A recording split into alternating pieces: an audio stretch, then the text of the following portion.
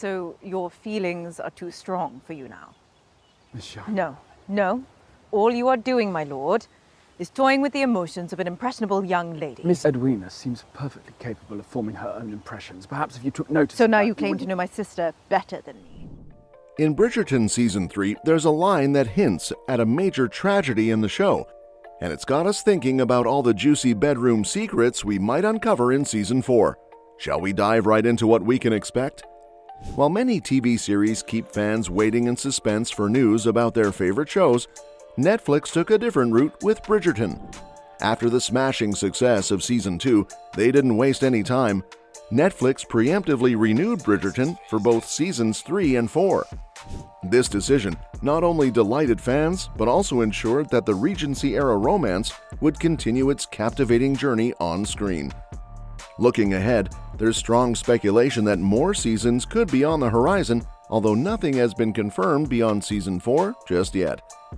Fresh off the excitement of Season 3, which left viewers buzzing, author Julia Quinn dropped a tantalizing detail.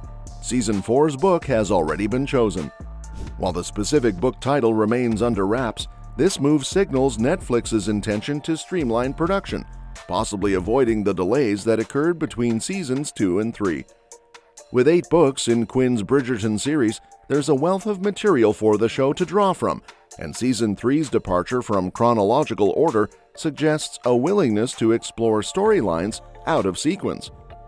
As for the characters, Benedict Bridgerton's romantic journey seems unlikely to take center stage in Season 4.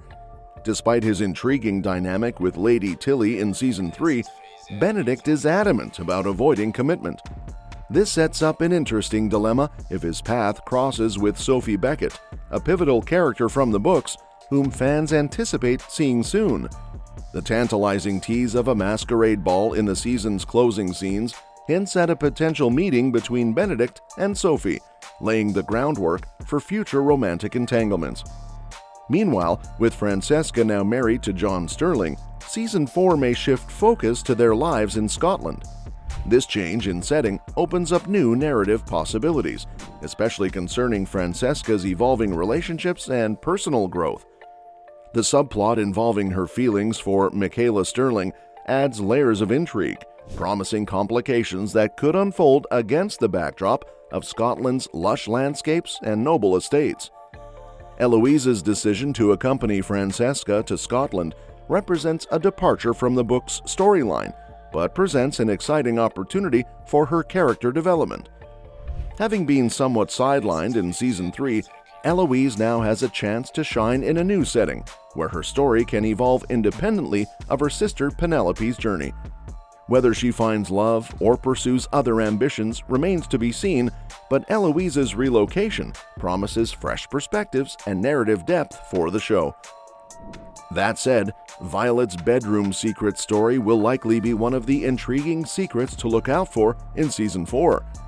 Departing from Bridgerton's usual narrative structure, the conclusion of Season 3 hints at Violet becoming a central romantic figure, especially with her budding relationship with Lord Marcus Anderson, played by Daniel Francis.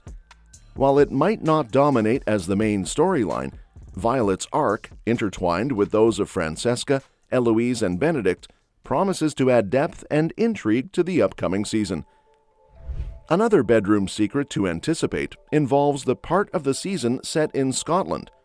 This location plays a crucial role due to Lord Kilmartin's estate, where much of Francesca's storyline unfolds. After making her debut in Bridgerton Season 3, Francesca quickly became a topic of conversation among the ton. Despite being crowned the Diamond by Queen Charlotte, thanks to Lady Danbury's interference, Francesca, the self-proclaimed wallflower of the Bridgerton family, had no intention of staying in the marriage market longer than necessary. Her goal was to find a quiet, suitable husband in one season, and she found just that in John Sterling. Their whirlwind romance led to marriage by the end of the season, despite objections from the Queen and Francesca's own family.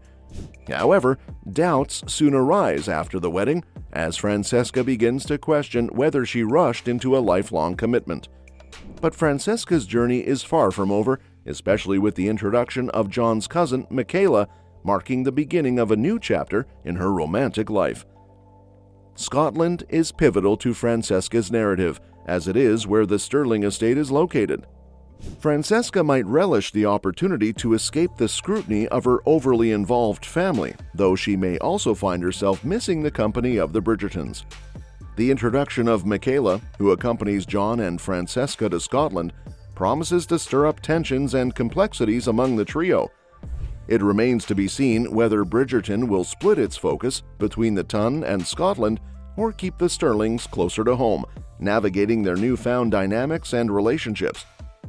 Furthermore, the gender swapping of Francesca's love interest has sparked debate, adding another intriguing bedroom secret to our list. In Season 3, viewers were surprised when Francesca's book counterpart, Michael, was transformed into Michaela. This change, however, aligns perfectly with the essence of Francesca's love story as depicted in the books. Originally, Michael was the cousin of Francesca's first husband, John Stirling, who tragically passed away early in their marriage. In their shared grief over John's death, Michael and Francesca find solace in each other's company, eventually falling in love and deciding to marry. The decision to change Michael to Michaela was grounded in several considerations. Prior to Season 3, Julia Quinn, the author of the Bridgerton books, gave her blessing to include a budding LGBTQ+ love story between Francesca and Michaela. Fans of the series had long been advocating for queer representation, and with Francesca and Benedict's stories unfolding, Bridgerton is now embracing these narratives. When Francesca and Michaela first meet at the end of Season 3, their immediate chemistry is palpable, hinting at the burgeoning feelings that will undoubtedly develop between them. Everyone is eagerly speculating about whose romance will take center stage in Season 4, and recent casting developments suggest Benedict might not be the main focus. The Netflix series revolves around the Bridgerton family, a prominent household in early 19th century London, navigating the intricacies of love and society. Each season has delved into the love story of one of the 8 Bridgerton siblings, and while Daphne, Anthony, and Colin have had their turns, Season 4's protagonist remains unconfirmed. Expected to debut about 2 years after Season 3's conclusion, many initially thought Benedict would step into the spotlight for Season 4, especially since his courtship was skipped over in Season 3 to explore Colin and Penelope's story instead.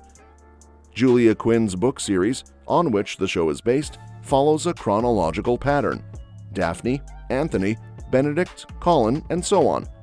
However, the decision to fast-track Colin's narrative implies Benedict was a primary candidate for Season 4, but recent casting news tells a different tale.